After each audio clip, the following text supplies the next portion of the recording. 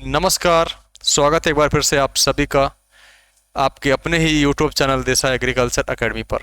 Dear student, आज के video में हम पढ़ने वाले हैं एग्रीकल्चर माइक्रोबायोलॉजी के बहुत ज़्यादा इम्पोर्टेंट और महत्वपूर्ण प्रश्न आप सभी के लिए। ये video BSc agriculture third semester, साथ ही साथ ऑल कम्पिटिटिव एग्जाम जो भी एग्रीकल्चर के हैं उनके लिए बहुत ज़्यादा इम्पोर्टेंट है। तो वीडियो आप लोग एंड तक पूरा बात करना, शुरू से लेकर अंत तक बने रहना। क्लास कंटिन्यू करेंगे। नए फ्रेंड चैनल को सब्सक्राइब अवश्य कर लें। So guys, question number first हमारा क्या है देखते हैं। काफ़ी इंपॉर्टेंट क्लास है आप सभी के लिए। सो गाइज, मेरा पहला प्रश्न है आपके सामने कि कोशिका की खोज किसने करी थी। प्यारे बच्चों, जो सेल है, जो कोशिका, इसकी खोज किसने करी थी।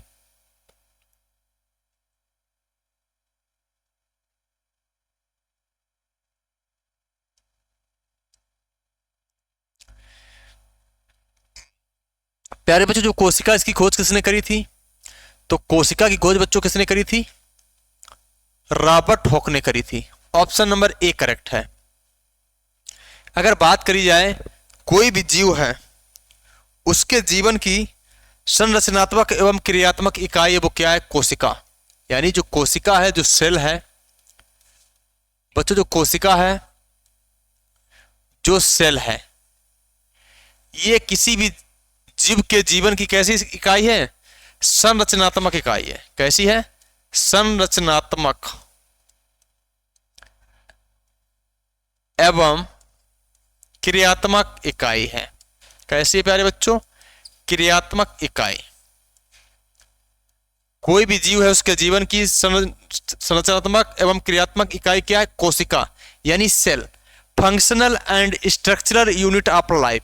कोई भी जीव है प्यारे बच्चों, उसके जीवन की कार्यात्मक और संरचनात्मक इकाई क्या है, कोशिका।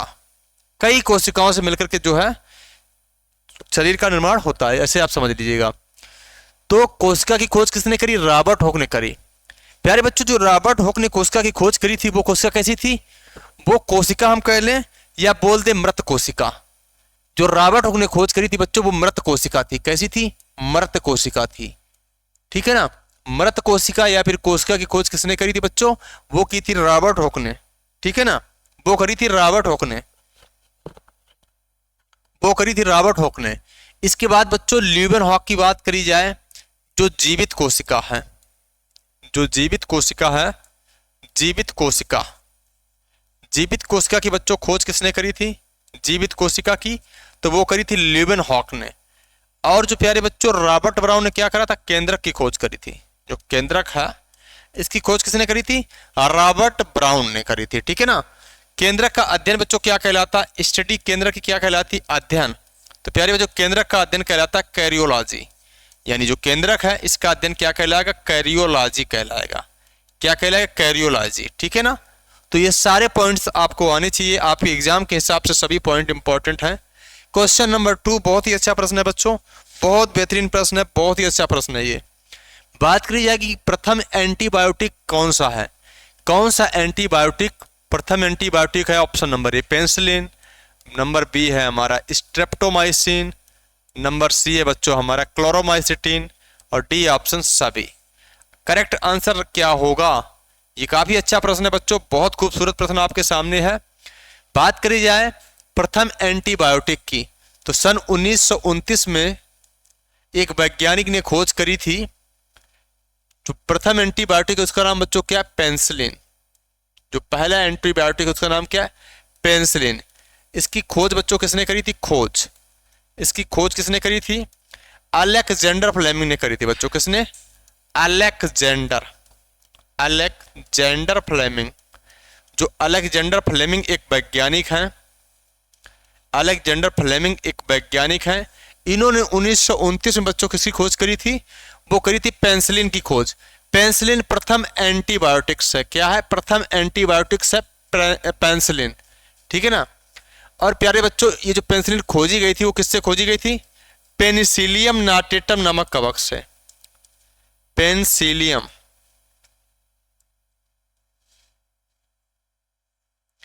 पेनिसिलियम नाटेटम नामक कवक से जो है इसका खोज करा गया था। पेनिसिलियम नाटेटम, ये क्या था बच्चों, ये था एक कवक, इससे प्राप्त किया गया था पेनिसिलिन। तो प्रथम एंटीबायोटिक्स की बच्चों बात करी जाए, वो क्या है हमारा, पहला एंटीबायोटिक्स है पेनिसिलिन। तो ऑप्शन नंबर ए करेक्ट हो जाएगा। बाकी स्ट्रेप्टोमाइसिन, क्लोरोमाइसिटिन और ये सारे ही बच्चों होते हैं, ठीक है ना, ये सभी होते हैं, ये सभी होते हैं, ठीक है ना, ये सारे ही होते हैं। तो आप कुल मिला के बेहतरीन तरीके से पूरा वीडियो देख के रहना, और क्वेश्चंस ज्यादा ही इंपॉर्टेंट आने वाले हैं क्लास में, तो बने रहना का भाई आप सभी लोग, ठीक है। क्वेश्चन नंबर 3, विषाणु है जो वायरस है बच्चों, ये क्या है, विषाणु यानी जो वायरस है ये क्या है। तो बात करिए सजीव है, निर्जीव है, दोनों कोई नहीं। तो बच्चों सजीव और निर्जीव के बीच की कड़ी को क्या बोलते हैं, जो सजीव है, ठीक है ना, सजीव और निर्जीव, सजीव और निर्जीव कि बच्चों जो बीच की कड़ी है उसे क्या बोलते हैं, उसे बोलते हैं बच्चों विषाणु यानी वायरस, उसे बोलते हैं विषाणु यानी वायरस, ठीक है ना। विषाणु की बच्चों खोज की बात करी, किसने खोज करी, विषाणु की खोज किसने करी बच्चों, तो साइंटिस्ट का नाम है इवानोवास्की। इवानोवास्की ने जो है विषाणु की खोज करी थी, ठीक है ना। विषाणु का प्यारे बच्चों अध्ययन क्या कहलाता है, स्टडी। तो जो विषाणु की स्टडी बच्चों उसे क्या बोलते हैं, वायरोलॉजी। जो विषाणु है उसके अध्ययन को क्या बोलते हैं, वायरोलॉजी, ठीक है ना। तो ऑप्शन नंबर सी राइट हो जाएगा यहाँ पे। राइट उत्तर बच्चों क्या होगा, ऑप्शन नंबर क्या सही हो जाएगा बच्चों, ऑप्शन नंबर सी करेक्ट, यानी दोनों करेक्ट हो जाएगा, ठीक है ना। मूव ऑन करते हैं क्वेश्चन नंबर 4 की तरफ। क्लास बहुत ही बढ़िया आप सभी के लिए है, इसलिए वीडियो पूरा वॉच करना, शुरू से लेकर अंत तक आप लोग बने रहना। अगला प्रश्न है कि नाइट्रीकरण क्रिया में भाग लेने वाले जीवाणु हैं, यानी जो नाइट्रिफिकेशन की क्रिया है इसमें कौन कौन से जीवाणु बच्चों भाग लेते हैं, ठीक है ना। नाइट्रीकरण क्रिया में भाग लेने वाले बच्चों जीवाणु कौन कौन से हैं, ये काफी अच्छा प्रश्न है, इसको आप लोग जो है बढ़िया से जो है थोड़ा तैयार कर लो, बहुत अच्छा प्रश्न है, फायदा मिलेगा आपको, ठीक है। नाइट्रीकरण, चलिए बच्चों अब हम बात करेंगे जो नाइट्रीकरण क्रिया है इसमें भाग लेने वाले जीवाणु कौन से, nitrosomonas option number A, B option से नाइट्रोबैक्टर, सी ऑप्शन से दोनों, डी है बच्चों कोई नहीं।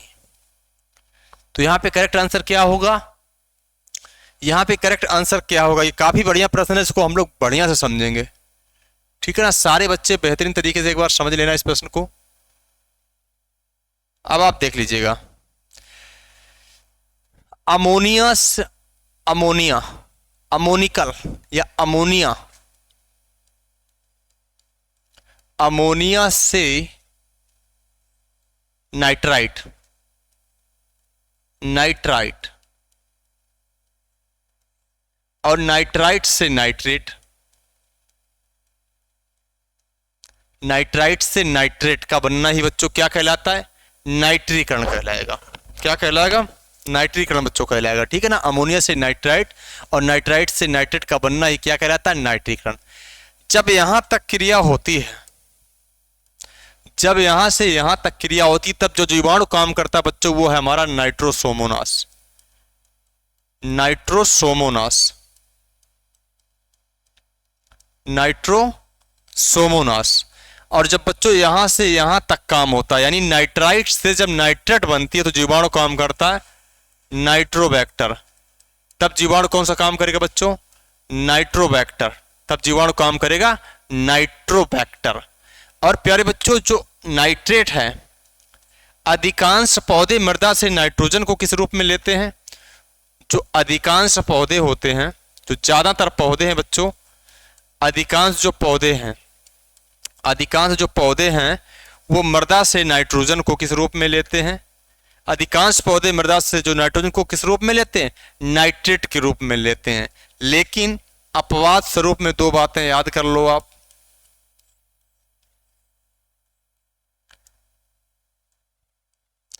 धान और आलू, ये दो ऐसी क्रॉप्स हैं जो मृदा से नाइट्रोजन को अमोनिकल के रूप में लेती हैं। मृदा से जो नाइट्रोजन है बच्चों से किस रूप में लेती हैं, अमोनिकल रूप में लेती, NH4+ रूप में ये लेंगी, ठीक है ना। तो ये पॉइंट आपको आने चाहिए। इसका राइट आंसर हो जाएगा ऑप्शन नंबर सी करेक्ट बच्चों, सी करेक्ट आंसर है इसका, ठीक है ना, सी बिल्कुल करेक्ट उत्तर है, ठीक है। Question number next, question number 5,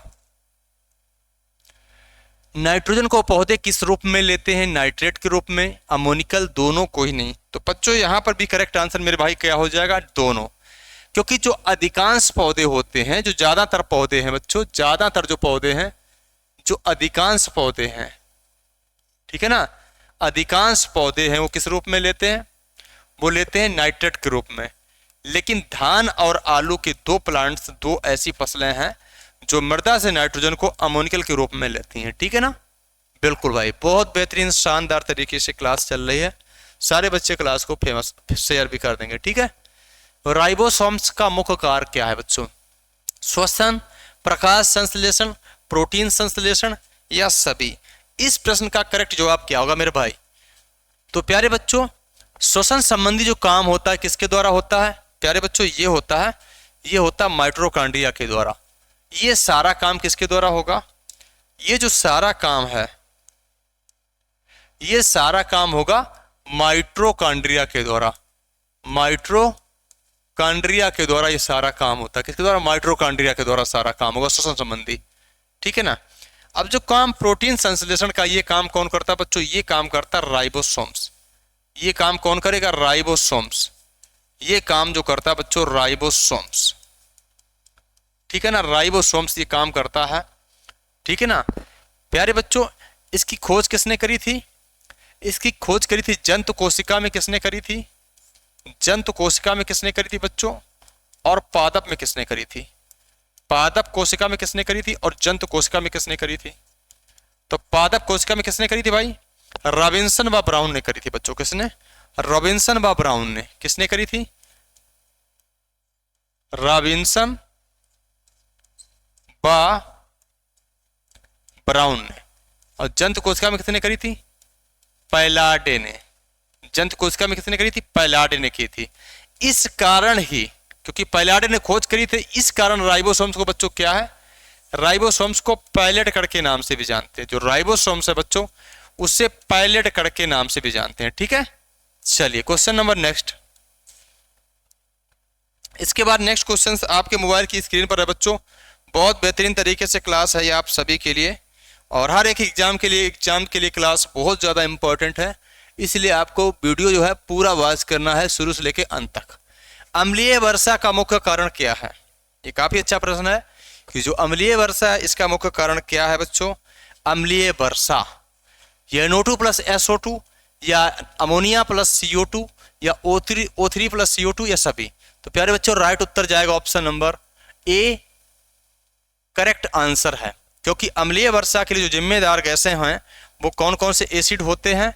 अम्लीय वर्षा के लिए जिम्मेदार जो एसिड हैं बच्चों वो हमारा एक तो हो जाएगा नाइट्रिक अम्ल हो जाएगा HNO3, और एक हमारा हो जाएगा सल्फ्यूरिक एसिड प्यारे बच्चों H2SO4, ठीक है ना। तो ये दो जो अम्ल हैं ये जिम्मेवार होते हैं अम्लीय वर्षा के लिए, ठीक है ना। तो ऑप्शन नंबर ए राइट हो जाएगा। क्वेश्चन नंबर नेक्स्ट, माइकोलॉजी में किसका अध्ययन करते हैं, कवक, जीवाणु, शैवाल, या सभी का मेरे भाई।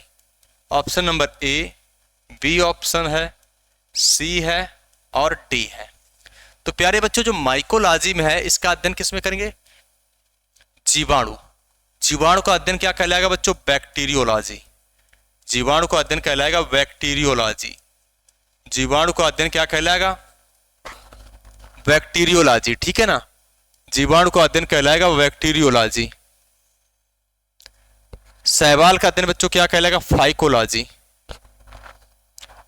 शैवाल का अध्ययन कहलाएगा फाइकोलॉजी। शैवाल का अध्ययन क्या कहलाएगा, फाइकोलॉजी कहलाएगा, ठीक है। और कवक का अध्ययन बच्चों क्या कहलाएगा, माइकोलॉजी। तो ऑप्शन नंबर ए करेक्ट हो जाएगा। ए यहाँ पे बिल्कुल राइट उत्तर है इस प्रश्न का। और कवक विज्ञान के पिता की बात करी जाए, किसके फादर कौन है प्यारे बच्चों, कवक विज्ञान के पिता कौन है, कवक विज्ञान के पिता कौन है बच्चों, कवक विज्ञान के पिता कौन है। तो प्यारे बच्चों वो है पीए माइकेली। P.A. माइकेली करेक्ट आंसर होगा।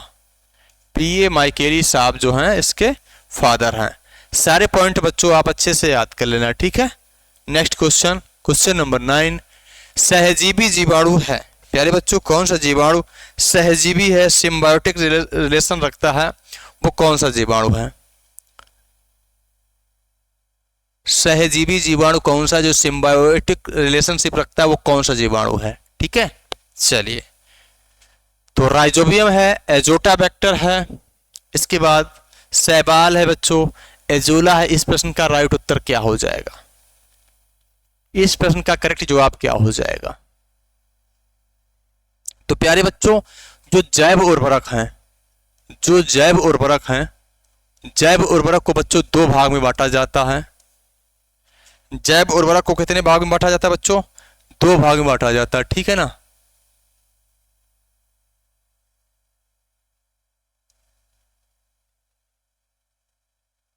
जैव उर्वरक को बच्चों कितने भाग में बांटते हैं? दो भाग। जैव उर्वरक को दो भाग में बांटते हैं, ठीक है ना। जैव उर्वरक को दो भाग में बांटते हैं। जैसे ये है बना जैव उर्वरक, ठीक है, ये है जैव उर्वरक। जैव उर्वरक इसको दो भाग में बच्चों बांट दिया गया, ठीक है ना। इसको दो भाग में बांटा गया। एक तो बांटा मैंने सहजीवी, एक को मैंने बांटा सहजीवी और दूसरे को हमने बांट दिया असहजीवी। असहजीवी, ठीक है ना। जो प्यारे बच्चों सहजीवी है इसका एग्जाम्पल क्या है? राइजोबियम। इसका एग्जाम्पल क्या है? राइजोबियम है। ये वायुमंडल में उपस्थित नाइट्रोजन का स्थिरीकरण करता है। और असहजीवी में बना आता एजोटाबैक्टर आएगा बच्चों, एजोटाबैक्टर आएगा, एजोस्पाइरिलम आएगा, एजोस्पाइरिलम आएगा। इसके बाद प्यारे बच्चों शैवाल आएगी। शैवाल के बाद में बच्चों एजोला भी आएगा। शैवाल के बाद एजोला भी आएगा, ठीक है ना। ये आएंगे, ठीक है।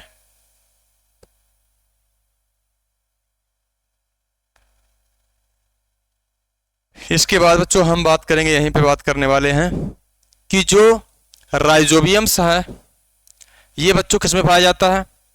ये दलहनी क्रॉप्स में पाए जाते हैं। जो राइजोबियम्स होते हैं ये दलहनी फसलों में पाए जाते हैं, ठीक है ना, दलहनी फसलों में।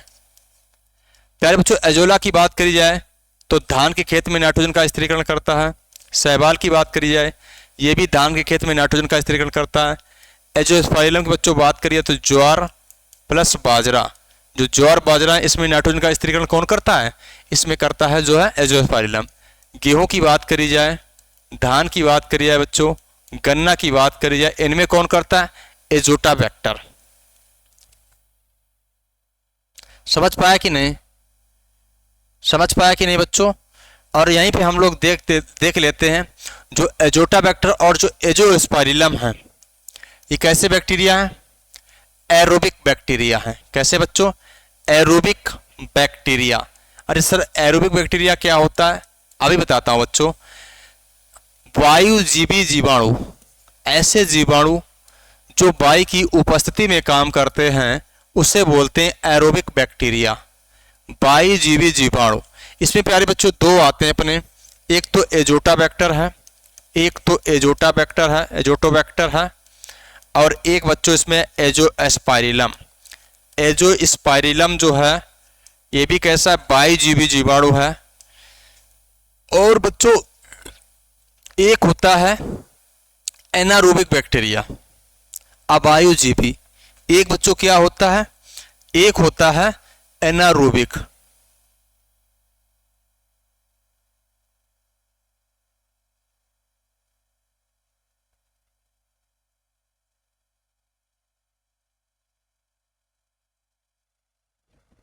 यहीं पे देख लेते हैं बच्चों।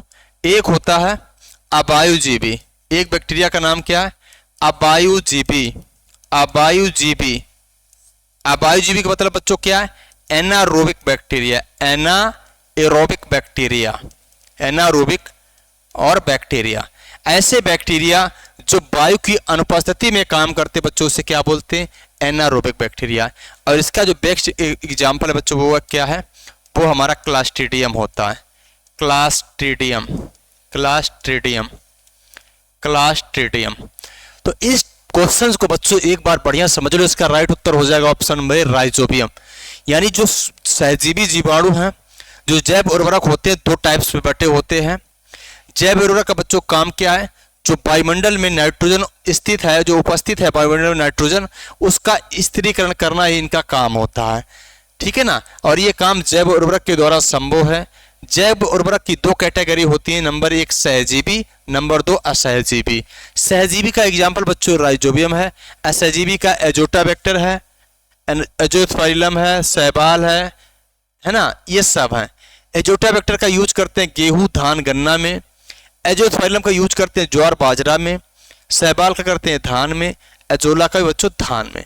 राइजोबियम का है दलहनी क्रॉप्स में, ठीक है ना। इसके बाद जो जीवाणु होते हैं, दो टाइप्स में बटे होते हैं, वायुजीवी जीवाणु, अवायुजीवी जीवाणु। जो वायु की उपस्थिति में काम करें, एरोबिक बैक्टीरिया है बच्चों, दो होते हैं, एजोटाबैक्टर है और एजोस्पाइरलम है। अवायुजीवी जो बैक्टीरिया जो वायु की अनुपस्थिति में काम करें, उसे बोलते हैं एनारोबिक बैक्टीरिया। उसमें बच्चों क्या आता है? क्लास्ट्रीडियम आता है, ठीक है ना। तो उम्मीद है ये क्वेश्चन आपको बढ़िया से क्लियर हो गया होगा। इसके बाद क्वेश्चन नंबर 10 मेरे भाई, क्वेश्चन नंबर 10 आ चुका है। बहुत बेहतरीन प्रश्न है, इस प्रश्न को भी आप बढ़िया से देख लो एक बार। इस प्रश्न को भी आप अच्छे से देख लीजिएगा, ठीक है ना। बात करी जाए मेरे भाई, पाश्चुरीकरण की खोज किसने करी थी? पाश्चुरीकरण की खोज किसने करी थी? जो बच्चों पाश्चुरीकरण है, जो पाश्चुरीकरण है, इसकी खोज किसने करी? सबसे पहला प्रश्न, खोज किसने करी थी बच्चों? तो वो साइंटिस्ट हमारे हैं, साइंटिस्ट का नाम है लुईस पाश्चर। क्या नाम है मेरे भाई? Lewis Pasteur. लुईस पाश्चर ने खोज करी थी, ठीक है ना, पाश्चुरीकरण। इसका बच्चों काम क्या होता है? उद्देश्य क्या होता है इसका? उद्देश्य क्या होता है? जीवाणु रहित करना, किसी भी वस्तु को जीवाणु रहित करना ही इसका मुख्य उद्देश्य होता है, ठीक है ना। तो इसकी खोज बच्चों करी थी लुईस पाश्चर ने। ऑप्शन नंबर ए करेक्ट है। और वहीं पे हम बात करेंगे ल्यूवेनहॉक ने क्या करा था बच्चों? जीवित कोशिका की अगर खोज करी जाए, बात करी जाए कि जीवित कोशिका की खोज किसने करी? जीवित कोशिका की खोज किसने करी बच्चों? तो ल्यूवेनहॉक ने। जो ल्यूवेनहॉक हैं, ल्यूवेनहॉक ने क्या करा? जीवित कोशिका की खोज करी थी, ठीक है। चलिए मेरे भाई क्वेश्चन नंबर नेक्स्ट। बात करिए कवकों में संचित भोजन है स्टार्च, ग्लाइकोजन, ग्लूकोज या सभी? करेक्ट आंसर बताओ मेरे भाई। जो पादपों का भोजन संचित होता है बच्चों, पादपों में भोजन का संचय किस रूप में है? पादपों में स्टार्च के रूप में है। और जो जंतुओं की बात करी जाए या कवक की बात करी जाए मेरे भाई, इसका आंसर क्या हो जाएगा? ग्लाइकोजन करेक्ट आंसर हो जाएगा। ग्लूकोज प्यारे बच्चों ब्लड शुगर होती है, यानी रक्त शर्करा के नाम से किसे जानते हैं? ब्लड शुगर के नाम से किसको जानते हैं? इसको जानते हैं ग्लूकोज को, ठीक है। Question number next 12 number. Biogas का मुख्य घटक है प्रोपेन, ब्यूटेन, मीथेन या एथेन? मेरे भाई इसका करेक्ट आंसर क्या होगा? जो बायोगैस है इसका मुख्य घटक क्या है मेरे भाई? तो मीथेन यानी मार्स गैस। राइट उत्तर मेरे भैया क्या होगा? ऑप्शन नंबर सी करेक्ट हो जाएगा। प्रोपेन ब्यूटेन की बात करी जाए बच्चों, जो गैस सिलेंडर होता है एलपीजी, लिक्विड पेट्रोलियम गैस, जो मिश्रण गैस भरी होती है कौन सी होती है? प्रोपेन और ब्यूटेन होती है। और बायोगैस जो होती है उसमें मीथेन पाई जाती है, ठीक है ना। मीथेन को ही बच्चों मार्स गैस के नाम से जानते हैं। जो मीथेन है इसको मार्स गैस के नाम से जानते हैं, मार्स गैस के नाम से। और मार्स गैस प्यारे बच्चों जो मीथेन गैस है धान के खेत में भी पाई जाती है, ठीक है ना। जब धान की खेती करी जाती है तो मीथेन गैस देखने को मिलती है। Question number next, leg haemoglobin किस में पाया जाता है? तो जो लेग हीमोग्लोबिन जो है बर्डक, ये दलहनी फसलों की जड़ों में पाया जाता है। और ग्रीन हाउस गैसों में शामिल गैसें हैं प्यारे बच्चों, तो ये सारी होती गैसें, लेकिन सबसे ज़्यादा कौन सी गैस पाई जाती है? CO2। तो ये प्रश्न आप अच्छे से याद कर लेना। ग्रीन हाउस गैस में सबसे ज़्यादा जिम्मेदार गैस CO2 है। और लेग हीमोग्लोबिन जो पाया जाता है वो लेग्यूम पौधों की जड़ों में पाया जाता है, ठीक है। इसके बाद नेक्स्ट, तो कुल मिला के बच्चों इतने थे आज के क्वेश्चंस। उम्मीद करूंगा ये वीडियो आपके लिए बहुत लाभकारी रहने वाली है। यार आपसे छोटी रिक्वेस्ट है कि अगर वीडियो वास्तविक आपको अच्छी लगती है तो कमेंट करके अपनी राय जरूर दिया करिए। वीडियो को लाइक करने का कोई पैसा नहीं और सब्सक्राइब करने का कोई पैसा नहीं, तो ये काम भी आप कर दिया करिए। मिलते हैं नेक्स्ट वीडियो में नई जानकारी के साथ में। नमस्कार।